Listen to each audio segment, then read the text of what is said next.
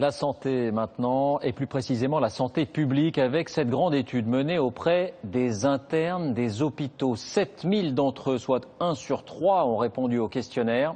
Premier constat, c'est la grande fatigue. Dans un cas sur 5, les repos de sécurité ne seraient pas respectés. Plus grave, 15% de ces jeunes médecins déclarent avoir commis des erreurs de prescription, de diagnostic après de trop longues gardes.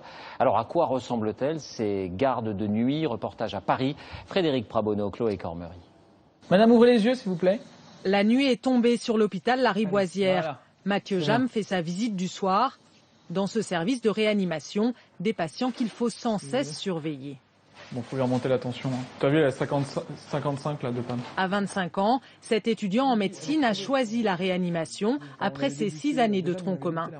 Il est en stage dans cet hôpital parisien depuis mai dernier. On a eu une formation théorique avec les années d'externat et puis le concours. Mais c'est vrai qu'en pratique, les formations théoriques, bien sûr, elles nous aident, mais rien ne vaut l'expérience. À 18h30, Mathieu Jam a commencé sa deuxième journée de travail.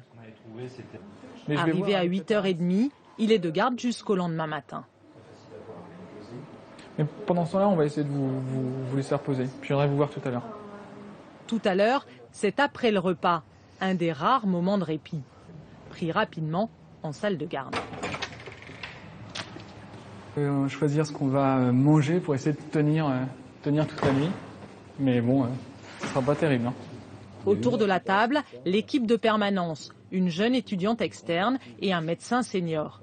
Ils ont à peine le temps de finir de dîner. Au bout du fil, le SAMU. Il arrive avec une femme de 70 ans, victime de graves troubles cardiaques. Mathieu Jam et l'équipe doivent la maintenir en vie.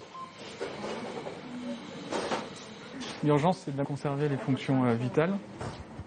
Lors de sa dernière garde samedi soir, 6 patients sont arrivés en urgence. En fait, il faut savoir gérer l'urgence extrême. Quand il y a un arrêt cardiaque, il faut savoir, tant que le chef n'est pas là, c'est à l'interne de prendre le relais.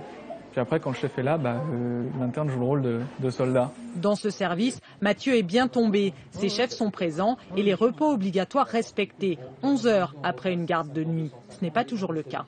Ça m'est déjà arrivé de faire plus d'une vingtaine de jours d'affilée à l'hôpital. 100 jours de repos. 100 jours de repos. Et là, on fait des erreurs. Ah là, on fait des erreurs, on devient désagréable pour nos proches. Ça arrive. Alors, il y a toujours, je pense qu'il y a plus mal loti que nous. Je suis pas à plaindre. Moi, je fais un métier que j'aime, mais quand on arrive à cette période-là, ça en vient à se poser la question de savoir est-ce que, si je l'avais su, est-ce que j'aurais signé. Il a signé sans regret. Pour 2000 à 2500 € par mois et en moyenne 8 gardes de nuit. Ici, elles se poursuivent à la lampe de poche. Oui, parce qu'en fait, elle dort. Donc, quand les gens dorment, souvent, c'est que ça se passe plutôt bien. D'accord ? Dernier passage chez les patients encore éveillés. La journée commence à être bien longue. Excusez-moi. À 1h du matin, Mathieu Jam espérait encore grappiller quelques heures de sommeil. Voilà, la chambre de garde. Vous y venez souvent ? En tout cas, on fait tout pour. Mais en moyenne, on y arrive à venir une fois par garde, à peu près. En fait, il n'aura pas le temps de profiter de son lit. Une pause café et une autre urgence l'appellent. Malgré les apparences, l'hôpital ne dort jamais. Et au petit matin, Mathieu a de petits yeux.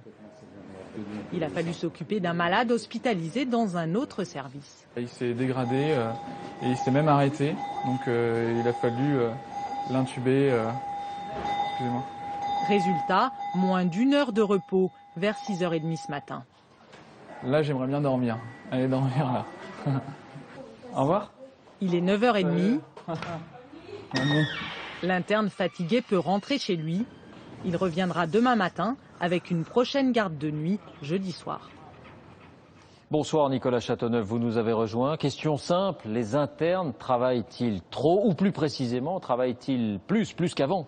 Difficile de répondre à cette question, David. Pourquoi? Eh bien parce que le nombre d'internes augmente plus vite que la population française ces dernières années. Regardez, ils étaient en 2006 15 700, en 2009 18 200 et cette année, eh bien, ils sont 21 000. Donc cela augmente assez vite. Mais de l'autre côté, il ne faut pas oublier eh bien, que leur charge de travail est absolument énorme. En moyenne, ils travaillent 60 heures par semaine, beaucoup plus donc que les 35 heures. Il y a toujours donc dans les études de médecine l'idée qu'un interne doit en baver pour faire ensuite un bon médecin. Quant au repos de sécurité dont on a parlé, eh bien, il n'est vraiment pas respecté partout, loin de là, notamment dans le secteur de la chirurgie. 25% seulement des internes disent respecter ces repos de sécurité alors qu'ils doivent accomplir des gestes très techniques qui nécessitent une certaine concentration. Ils sont 70% en gynécologie obstétrique. C'est mieux, mais enfin quand même, ce n'est pas très rassurant. Merci Nicolas pour ces explications.